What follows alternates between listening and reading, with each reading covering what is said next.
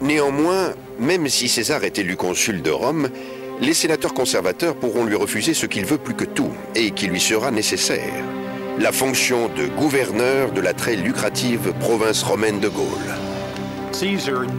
César avait grand besoin d'argent. Il était si endetté qu'il n'avait plus qu'à fuir ses créanciers.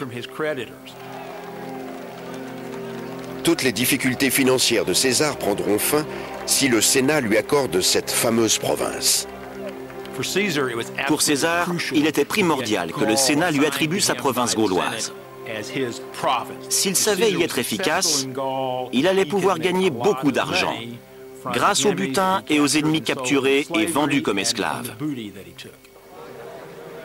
Il est essentiel pour César de remporter l'élection consulaire autant que la fonction de gouverneur de cette province.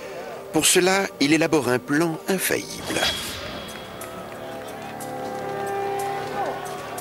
Dans la cruelle arène politique romaine, mieux vaut ne pas se battre seul.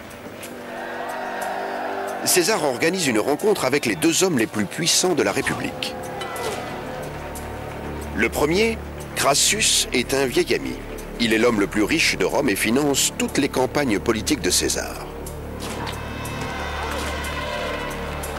Le second est le célèbre général Cneius Pompeius Magnus, plus connu sous le nom de Pompée le Grand.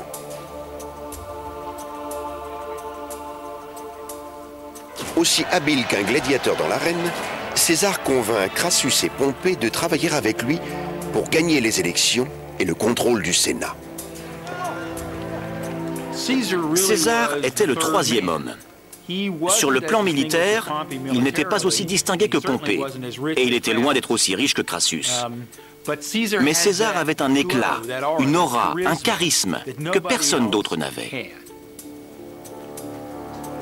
Cette alliance extraordinaire sera connue sous le nom de Triumvirat. Le triumvirat est si puissant qu'il prend le contrôle de l'appareil politique. Tous les trois peuvent quasiment octroyer des postes aux personnes de leur choix. Et bien sûr, cela va mettre un frein à la liberté politique de l'aristocratie, une liberté qu'elle chérit grandement. Pour sceller l'alliance, César propose un contrat de mariage entre sa fille Julia et Pompée.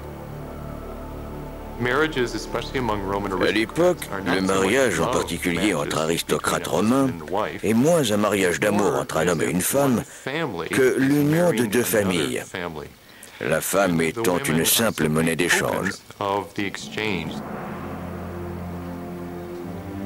Avec leur nouvelle puissance politique, Crassus et Pompée manipulent le système.